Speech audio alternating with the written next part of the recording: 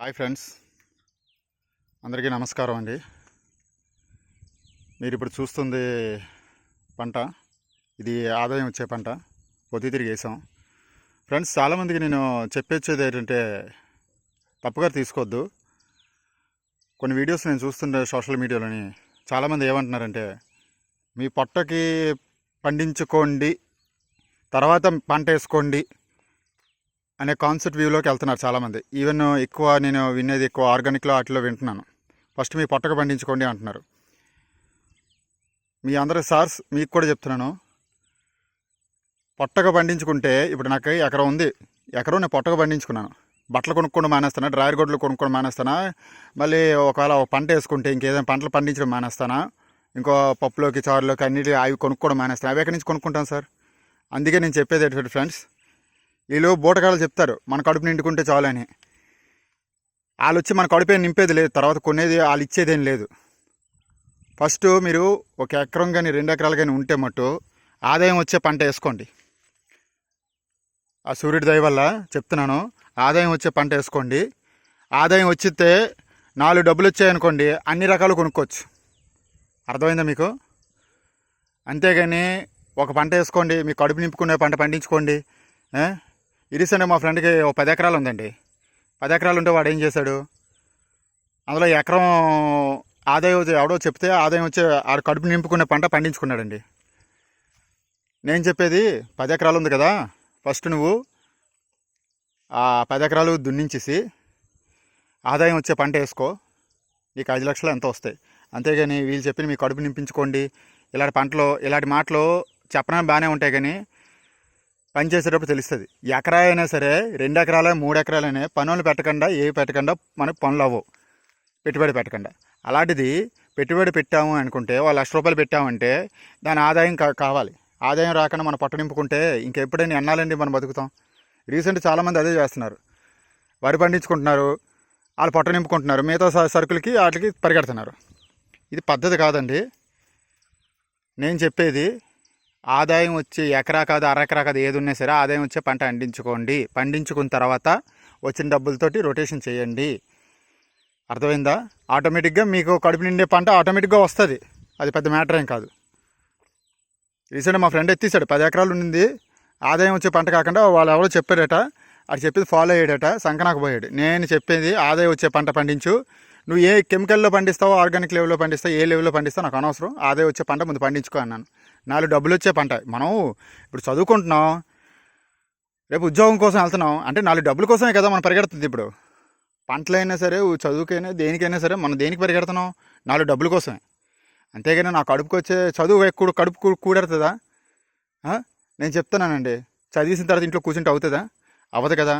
అందుకే నేను చెప్పేది ఏంటంటే, అలాంటి మాటలు నీతి కబుర్లు చెప్పడానికి బాగానే ఉంటుంది, కానీ 100% పాటాయించిన తర్వాత పనికిరావు. ఆ 10 ఎకరాల తర్వాత 10 ఎకరాలు కూడా వాడు ఏం చేశాడు రీసెంట్గాను, 3 ఎకరాలకి 5 ఎకరాలు పంట వేసాడు. మరి దానికి కూడా నేను తిట్టాను. 10 ఎకరాలు ఉన్నప్పుడు నువ్వు 5 ఎకరాలు పంట వేయడం ఏంట్రా? నీకు 10 ఎకరాలు ఉంది, 10 ఎకరాలు వేయి. 10 ఎకరాల గురించి నువ్వు కాన్సెప్ట్ మైండ్లో పెట్టు. అంతేగాని 10 ఎకరాలు 5 ఎకరాలు ఏంటి? మా ఫ్రెండ్ చెప్పాడు రా 5 ఎకరాలు వేయమని. చాలామంది రైతులు నష్టపోయి చచ్చిపోతున్నారు. ఒరే, నువ్వు నష్టపోయేతున్నారు, ఎదగలేకపోతున్నారు, వాళ్ళ గురించి మీరు ఆలోచించొద్దు. ఎదుగుదల ఉండేవాడు, నష్టపోకుండా ముందుకెళ్ళేవాడు, వాడి గురించి తెలుసుకొని ఒక పేపర్ మీద, బుక్ మీద రాసుకొని దాన్ని బట్టి ముందుకెళ్ళండి. నువ్వు 5 ఎకరాలు పండించేది ఖర్చు అయినది, నీకు 10 ఎకరాలకి అదే ఖర్చు అవుతుంది అంటే దీనివల్ల వాడేమయ్యాడు, మళ్ళీ లాస్ అయినట్టే. అర్థమైందా? ఇప్పుడు ఇల్లు కట్టేటప్పుడు 3 అంతస్తులు 5 అంతస్తులు కడతాం, దానికి తగ్గట్టుగా మనం కడతాం.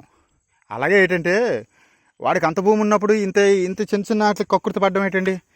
వాడు మళ్ళీ లాస్ అయ్యాడండి. 100% నేను చెప్తున్నాను. వాడు ఇప్పటికీ బాధపడుతున్నాడు, మళ్ళీ లాస్ అయ్యాడు. మళ్ళీ 2వ సంవత్సరం కూడా లాస్ అయితే 3వ సంవత్సరం నా దగ్గరికి వచ్చి అడిగాడు. 100% వీళ్ళు ఆర్గానిక్ లెవెల్లో 5 లేయర్ 6 లేయర్ అంటారు కదా, అలాంటివన్నీ పక్కన పెట్టు. 5 లేయర్ అంటే 5 లేయర్ ఇవ్వాల్సిన అవసరం లేదు, వాడి ప్లాన్ ప్రకారంగా ఇవ్వాల్సిన అవసరం లేదు. ఒక్క 5 ఎకరాల్లోనే అంతర పంటలు వేయండి, ఒక 4-5 పంటలు కలిపేసి. అర్థమైందా? 5 ఎకరాల్లో ఒక పంట వేసి ఆ పంటలో మధ్య మధ్యలో ఇప్పుడు నేను వేసాను పొద్దుతిరుగు, పొగాకు, ఎల్లుల్లి, మిరప అన్నీ అందులోనే ఉన్నాయి. వాడు ముందు భూమి సారథం చేసుకొని తర్వాత దీంట్లో చేస్తే 100% సక్సెస్ఫుల్ అవుతాడు. నెక్స్ట్ వాడికి అదే చెప్పాను. ఇప్పుడు పంట చాలా బాగుందండి, నాకు వీడియో కూడా పెట్టాడు. ఆ పంట నేను చెప్పిన ప్రకారంగాను 10 రకాలు అది అయిపోయిన తర్వాత కాయగూర కూడా వేస్తున్నాడు. నిజంగా 100% వాడు నాకు ఒకటే చెప్పాడు, దండాలు పెట్టాడు. వీడియోస్ చూసి సోషల్ మీడియాలో వీడియోస్, నేను సోషల్ మీడియా వీడియోస్ చూడమన్నాను, చూడొద్దు అనట్లేదు. దానికి మనకి ఎంతవరకు కావాలో అంతవరకు తీసుకోవాలి, అంతే తప్పితే కానీ అది మనం ప్రెషర్ పెట్టేసుకుని మైండ్లోని దాని తగ్గట్టుగా మనం పరిగెడతామంటే సంకనాకపోతాం. అర్థమైందా? మనం ఏం చేయగలం అంతవరకు చేయాలి, అంతవరకే.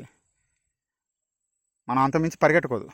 సో నేను చెప్పేది ఏంటంటే, మీకు భూమి ఎంత ఉందో అంత పండించండి, ఫస్ట్ ఆదాయం వచ్చే పంట పండించుకోండి. రైతులందరికీ చెప్పేది ఏంటంటే ఫస్ట్ ఆదాయం వచ్చే పంట పండించుకోండి. అంతేగాని నా కడుపు నింపుకుంటే సరిపోద్ది, మా వాడు చెప్పాడు, ఆడు చెప్పాడు, ఈడు చెప్పాడు అంటే మీరు సంకనాకపోతారు. మళ్ళీ సంవత్సరం అయ్యేసరికి కరెంటు బిల్లు కట్టడం మానేస్తారా, అద్దె కట్టడం మానేస్తారా, ఇక వేరే బట్టలు కొనుక్కోవడం మానేస్తారా పండగలు వస్తే? అట్లా ఎవడిస్తాడండి? సో మైండ్ పెట్టేటప్పుడు ఆ మైండ్ వాటి మీద పెట్టకుండా మనం తగ్గట్టుగా ఆలోచించండి. 100% అండి. నేను ఒక లెవెల్లో ఒకసారి నేను దెబ్బతిన్నాను. ఒక 6 నెలలు ఒకరు చెప్పింది నేను వేసాను ఒకే పంట. నా కడుపు నింపుకొని పంట వేసుకోమన్నాడండి. నేను వాడు చెప్పిన తర్వాత కాయగూరలు అన్ని రకాలు వేసాం. దాని తర్వాత అడుగు పందులు వచ్చేసి ఇబ్బంది పట్టడం, కోతులు వచ్చి ఇబ్బంది పట్టడం, ఇవన్నీ ఇబ్బంది పట్టాయి. అవి సగం కాకుండా ఉన్న పంట కూడా మాకు పెద్దగా రాలేదు. అయ్యంతండి వచ్చింది, ఇంత కొద్ది వచ్చిందండి. వచ్చిన దాంట్లో మాకు 1 వీకే పంట అది కడుపు నింపేసరికి. మరి నెక్స్ట్ వీక్ ఏం తింటాను? సో నేను అదే ఆదాయం వచ్చిన పంట వేసుకున్నాను అనుకోండి, 4 డబ్బులు వస్తాయి నాకు. ఆ డబ్బులతో నేను ఏదైనా కొనుక్కోవచ్చు. సో నేను రైతులకి అందరికీ ఏమంటే ఫీల్ అవునానండి.